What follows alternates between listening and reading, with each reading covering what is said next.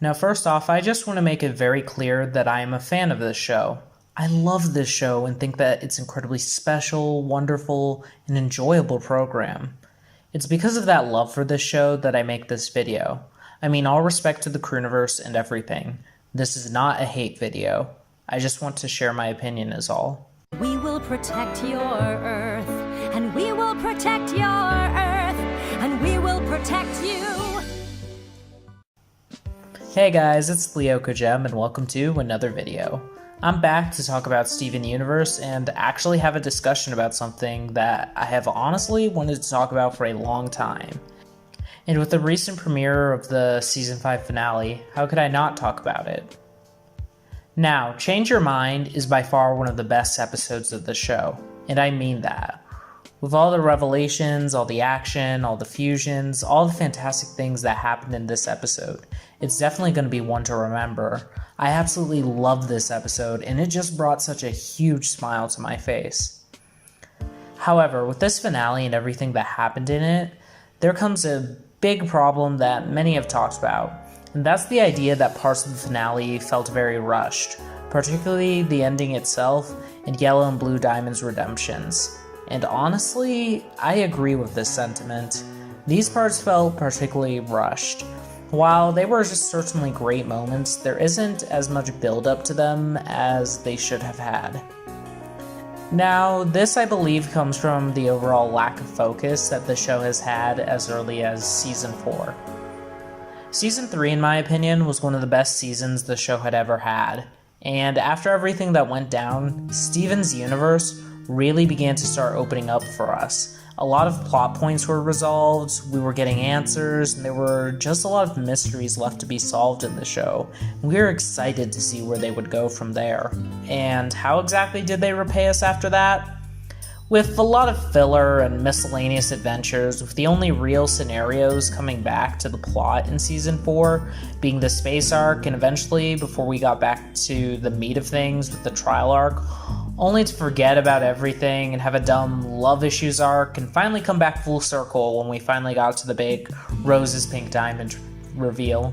It's the fact that we came so far and had such an overabundance of fillers and at rather inappropriate times that bothers me and leads me to believe that the show did have a massive lack of focus for some time.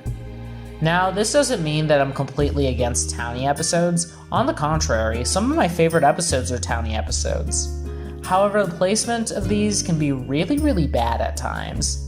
Now, part of my feeling this way has to do with Cartoon Network's airing schedule. I don't deny this. However, there is a lot on the Crewniverse's end that could have been done to fix this issue of a massive lack of focus that the show has had in the last few seasons.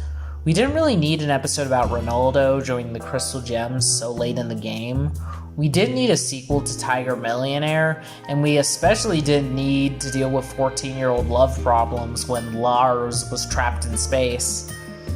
Steven Universe spent a lot of time on episodes that we really didn't need at that point in the show, when we could have been focusing on things that would have benefited the finale, which brings me to my point. A lot of things that were done in Battle of Heart and Mind felt rushed, when they so easily could have been the focus of earlier episodes so that Diamond Days would have had more time to do its story better. Here are just a few of the things that could have been given more episodes that would have effectively made Diamond Days better. Number 1, the fallout of the Pink Diamond reveal. Now, this isn't a Battle of Heart and Mind or even a Diamond Days thing, but I think that this is a big one worth talking about. To say that the Pink Diamond reveal wasn't a huge moment for this show is an understatement. Whether we wanted it or not, I think we were all left in awe by the reveal, and when we were shown the ad of Sapphire running away afterwards, I think we were all excited to see how the fallout would be. It would be the week of Sardonyx again, with some Crystal Gem infighting, but on an even greater scale with what we had just learned. And while the arc was still great, there certainly was quite a bit that could have been done to make it better, and that has to do with the pacing of the show, which has honestly always been a problem. But the idea that Sapphire, after being lied to by Pink Diamond for thousands of years, was a great idea, and it sucked that it was revolved with an 11-minute story. I feel like we should have gone further with Sapphire. I think Amethyst was done well, but the fact that Sapphire forgave so quickly could have been a mini arc in and of itself that led into the wedding arc, and could have been given more time if we didn't have to focus on Ronaldo for an episode. Number 2. All of the diamonds got redeemed far too easily and quickly. Now, in my opinion, I think more time should have been spent on the redemption of the diamonds. I talked about this quite a bit in the beginning of the video, but didn't really go in depth on it. But the fact that the diamonds just kind of got a single talk and that was it is just kind of boring.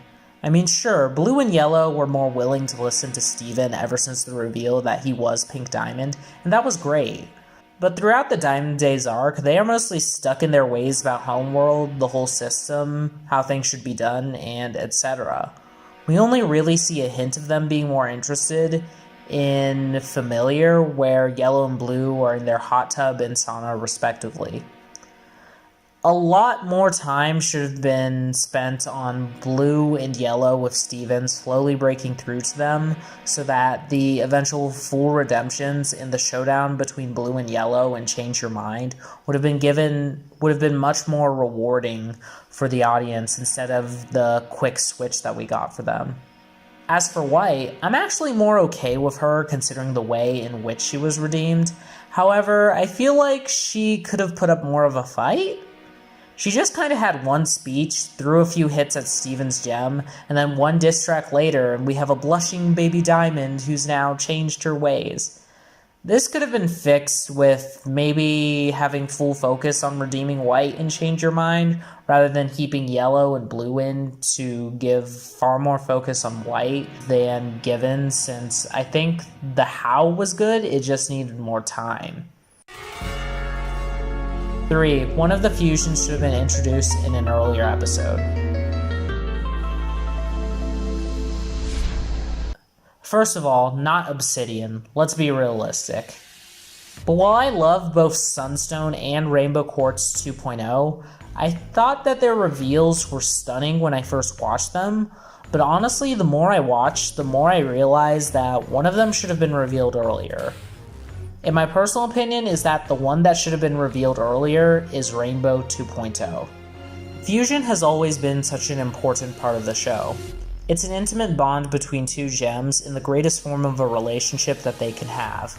We've seen it used in many ways throughout the series, and I think that Rainbow 2.0, it would have been important to have that be given a focus outside the finale.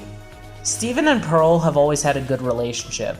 But of course, throughout the series, we have seen strain from it due to Rose Quartz and the demons that have been left behind by Pink Diamond.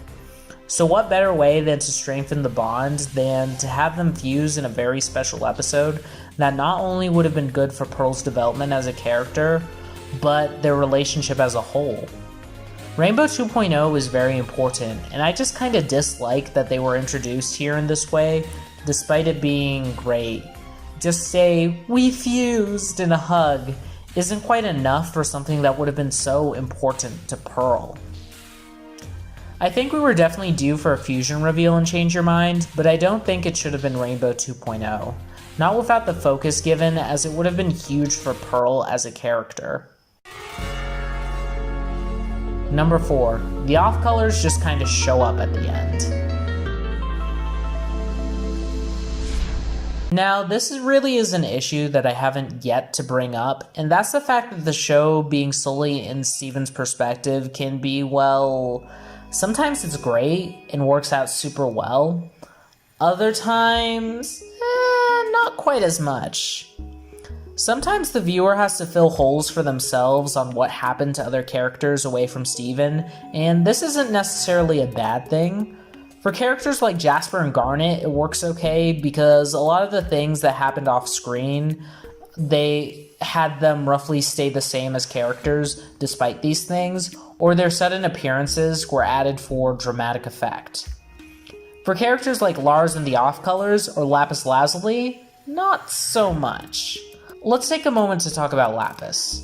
Now, I don't like her character. I could spend all day talking about her, but that's not really what we're here to do. We're here to talk about why solely having Steven's perspective can hurt a character, and it definitely has hurt Lapis's character. But let's focus on the most recent place it has hurt her, and that is, of course, the space between Can't Go Back and her return and Reunited. In Can't Go Back, we actually have the once-in-a-lifetime opportunity of a good Lapis episode. She showed character, actually regretted some of her decisions and stuff like that, and it was great. But at the end, at the mere mention of the diamonds, she was able to flee. And then, in the canonical week or so between then and the Diamond Invasion and Reunited, Lapis Lazuli is able to get over her triggers enough to face them head-on without breaking so much of a sweat. And it's all good. But the thing of it is how? How did she come to this point? While her return may have satisfied a lot of people, it doesn't satisfy others due to the clear fact that they just sort of skipped to her redemption than actually having her go through the trouble of getting redeemed. And that, of course, has to do with the fact that we have to be locked to Steven at all times, and it hurts a character like Lapis a lot, since it would have been incredibly beneficial to her to have an episode dedicated to her deciding to fight for her friends and get over her fears. And unfortunately, that isn't the first time we've had to do that with her character. But this is just a particularly bad example of very necessary needed development for her that was lost due to needing to stay with Steven. Which brings us back to Lars and the off-colors. Is it nearly as bad as Lapis? No, of course not. But it would have been nice to check in on them somehow between Letters to Lars and the finale to show their progress, since they just kind of showed up at the end. We really didn't have any indication that they were close to getting home, but they just kind of were like, oh, we're home. And that was kind of awful. It could have been done better. I personally would have liked for them to be more involved with the finale, but that's more of a personal wish than an actual problem. They honestly didn't need to be, but it still would have been nice for them to have been there more in the finale. Number 5. We still haven't really seen Homeworld.